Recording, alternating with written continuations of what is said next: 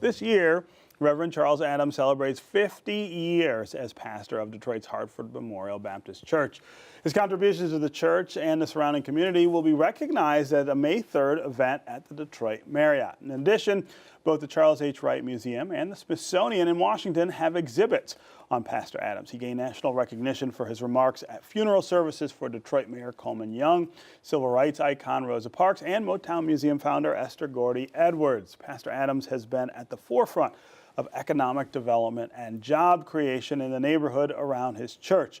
And joining me now is Pastor Adams' son and co-pastor at Hartford, Reverend Charles Christian Adams. Welcome to American Black Journal. Thank you. I'm glad to be here. It's really great to have you here. It's amazing to think that your father has been pastor there for 50 years. Yes. But it has been quite a 50 years. Yes. And his life really stands out among so many other bright lives here in Southeast Michigan and Detroit.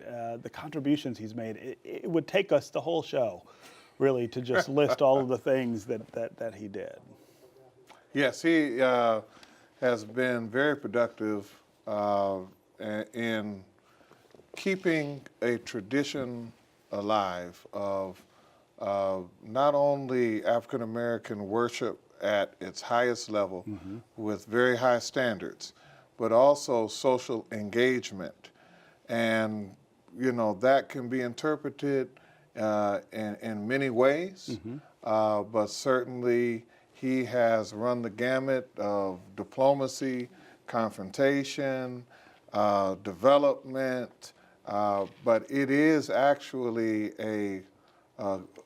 his role in a larger movement. Yeah. And he understood that. Yeah. That he was carrying forth the tradition. Yeah. You know, we were just talking with Reverend Anthony Yes.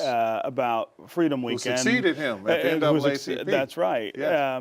And he was talking about that generation of pastors, black pastors in Detroit, that your dad was sort of at the center of. I mean, there's an incredible amount of social capital, social power, political power that comes out of that generation of black pastors and really shapes the city that we have today.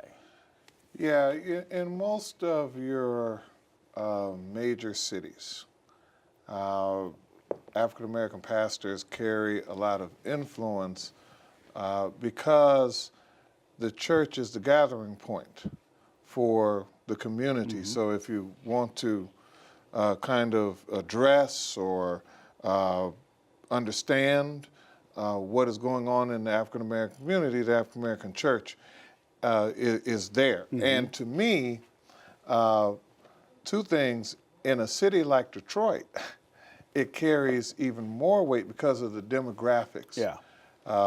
Because we are a majority black city, probably one of the biggest, if not the biggest, Sure. African American city, major city in the country, with the kind of demographic breakdown that we had, even though we're becoming more diverse. But certainly African American pastors in this city carry a lot of influence in economics, politics, education. You can run the gamut because of the makeup of the city. But this is also a nuance, I think, demonstrated in my father's ministry and his work. And 50 years, when that goes by, there's a lot of politicians that come and go. Yes. There's a lot of mayors, a lot of council people, Right. a lot of Senate and House on the state and in the country. Those people come and go. But when you're around for 50 years, Right. Yeah. you know, I'd like to say that you might have more influence than some of these decision makers Sure. who were there. Right. And tremendous influence over those decision makers. Talk about Hartford. It's always occupied, I think, a really special place in Black Detroit. How has it changed over the 50 years that your dad has been there? You know, that's a great question because, as they used to say, the more things change, the more it stays the same. And it has been consistent. And as I alluded to, it's a bigger continuum than just his particular time there, Sure. because the pastor who was there before him was there for 48 years, Right. Reverend Charles Andrew Hill, Right. who was a titan, a giant. My father said one of the most courageous men he's ever met. Is that right? It was under Reverend Hill that W.E.B. Du Bois was lectured on the west side of Detroit, that Paul Robeson came and sang, both of them who were suspected communists, both of them who have been blacklisted or red-listed, whatever you want to say. It was under Reverend Hill that you had UAW Local 600 founded at Hartford. So Ford said, if anybody joins the union, or if anybody joins the union, then their jobs are threatened. But Reverend Hill said, look, let the union start in the church so they won't know whether they're coming to worship or whether they're coming to a union meeting. That's right. And he fought for fair housing. He did all of that, right, as my father was a child watching him. And then your dad steps into that role. And continues the struggle. So then we fight against constructive engagement in South Africa in the 80s, and we fight against the Dearborn Parks and the 80s. Remember that? We do economic development, which has been, to me, his signature. Yeah.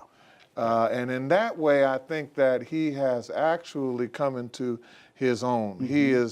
That is where his tenure is different. Yeah. It's the same consistency, but it is an evolution. Yeah, it adds a different dynamic to the work that came before. Yeah. All right, so you are co-pastor now. Talk about the future at Hartford. We're excited because we are also walking in that same spirit of worship and lifting up moral and ethical standards that keep communities together, that keep the families strong and the individuals rooted and grounded. That in and of itself, according to Robert Lisher, who wrote The Preacher King, Robert Lisher is a professor at Duke Divinity School, said that there were some preachers who in the civil rights movement didn't march, okay? But if the effort and plan is to destroy you, just giving them values, spiritual values, was a form of radicalism. It's a form of revolution. It's a form of revolution. Yeah.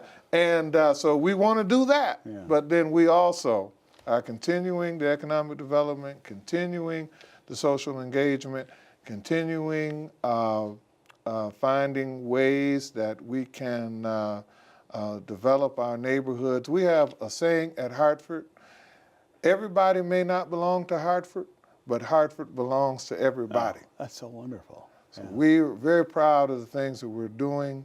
When we engage in economic development, we develop the Home Depot and the Subway and McDonald's and Kentucky Fried Chicken and the different things. We're working on a credit union right now, and we are we've built our senior apartment buildings world class with partnership with Presbyterian Villages of Michigan, top standard living in the city of Detroit. But anyway, we certainly want to continue that work. Yeah, well, it's great work, and it's great to be able to honor your dad for all that he did. Thanks for being here. Thank you. See you at the Marriott, May the 3rd, 6 o'clock. May the 3rd.